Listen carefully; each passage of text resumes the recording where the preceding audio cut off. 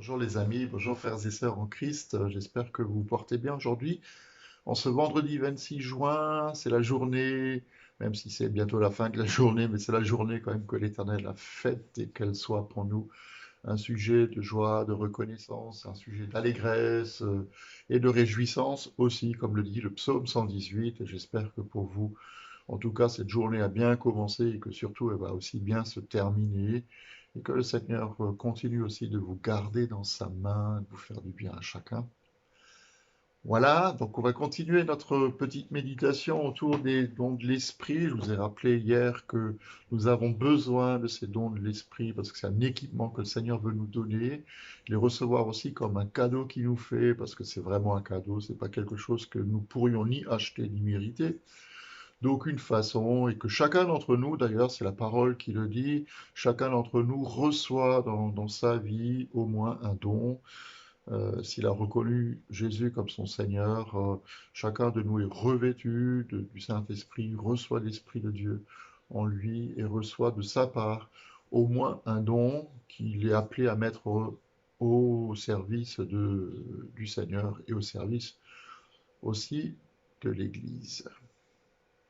Si nous sommes invités à chercher, à aspirer aux dons, hein, à rechercher les dons que le Seigneur nous donne, euh, c'est pour une raison très, très simple, c'est qu'il a besoin de nous.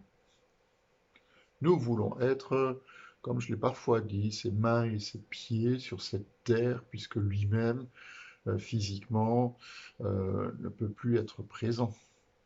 Donc, nous sommes invités à chercher les dons, nous sommes invités à aspirer à ces dons, à les chercher de tout notre cœur. Certains théologiens disent que dans le Nouveau Testament, il y en a 27, mais il y en a probablement beaucoup plus, puisque il y a une raison simple à cela, c'est que notre Dieu, il continue à créer. Donc il est aussi capable, dans sa création, qui est une création continue, qui n'est jamais aboutie, euh, en attendant aussi le retour de Jésus, il continue aussi à créer des opportunités, des occasions euh, pour donner des dons à des hommes et des femmes qu'il veut à son service aussi pour l'avancement de son royaume. Je donne un exemple très concret. Au temps de Jésus, Internet n'existait pas.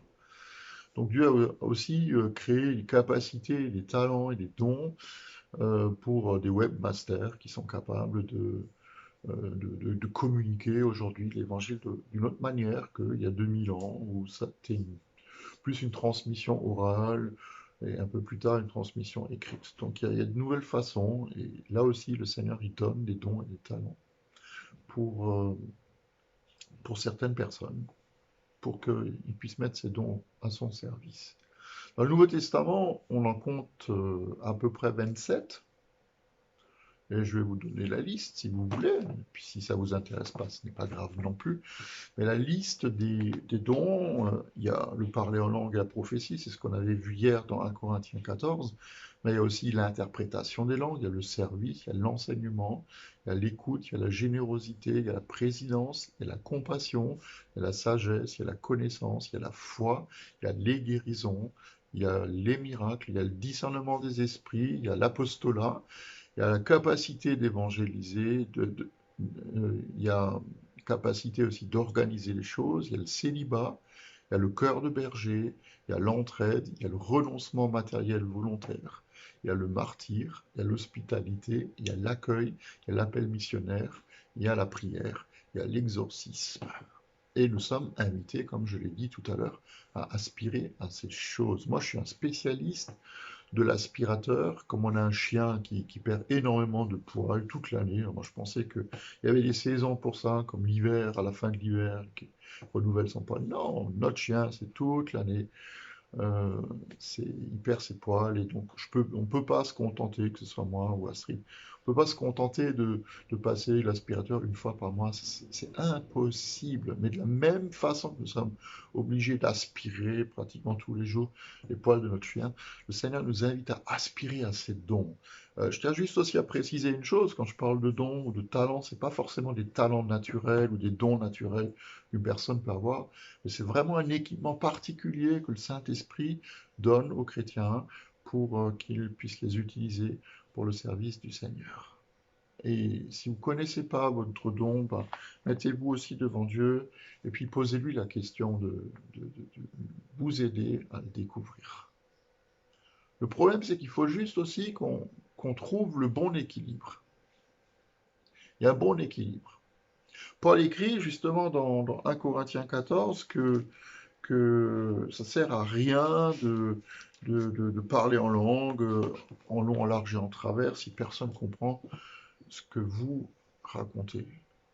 Et que parfois, il vaut mieux prononcer une parole intelligible, qui est aussi une parole de bon sens, que de vouloir sembler être super spirituel. Et d'un autre côté, il nous dit aussi que lui, il parlait en langue plus que tous, parce que celui qui parle en langue, il s'édifie lui-même et il parle à Dieu dans un langage à la fois incompréhensible pour lui-même, mais aussi pour l'ennemi de notre âme. Il ne faut pas qu'on l'oublie. Et c'est un instrument essentiel aussi dans la prière, dans l'intercession et, comme dit, aussi dans l'édification personnelle. Il faut trouver un équilibre. D'ailleurs, par rapport aux dons, on se rend bien compte que pour les uns, les dons, c'est une source de dispute. Pour d'autres, c'est un piège dans lequel on risque de tomber, qui serait le piège de l'orgueil, parce qu'ils pourraient se sentir plus spirituels que d'autres. Et ça crée des tensions, ça crée des discussions, et aussi des positions différentes au sein des églises, au sein aussi même de la théologie. Ça ne devrait pas nous étonner d'ailleurs. Ça a toujours été comme ça, et ce sera toujours comme ça, et ce sera encore comme ça, jusqu'à la fin des temps et au retour de Jésus. Frères et sœurs, on est tellement prompts à juger les autres à la lumière de nos propres expériences, à la lumière de nos propres pensées ou de nos propres vérités, alors que d'un autre côté, il y a tellement de choses dans le monde qui ne nous choquent plus alors qu'elles devraient le faire. Vous savez pourquoi? Parce qu'on s'est habitué à les voir. Si on laissait plus de place au don du Saint-Esprit dans nos cultes, on serait sans doute moins dérangé par des manifestations, des paroles prophétiques, des partages d'images, aussi par le parler en langue ou même le chant en langue. Sans doute.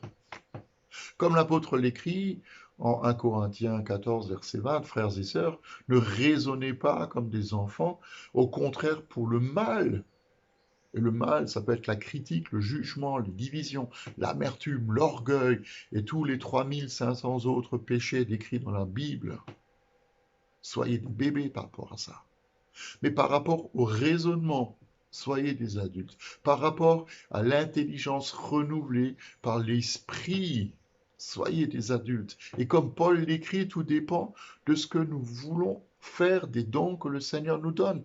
Soit les dons, ils sont pour moi, soit ils sont pour les autres. Si c'est un don que tu reçois juste pour toi, ben, il n'y en a pas beaucoup. En fait, dans la liste des 27 que j'ai cités, le don qui est juste pour moi, il n'y en a qu'un seul, c'est le parler en langue. Parce que c'est, comme je l'ai dit tout à l'heure, le langage d'intimité entre Dieu et moi, que même le diable ne peut pas comprendre et ça lui donne souvent mal à la tête. Ou alors, éventuellement, si c'est un don pour moi, ça peut être un petit mélange de 2 ou 3 autres.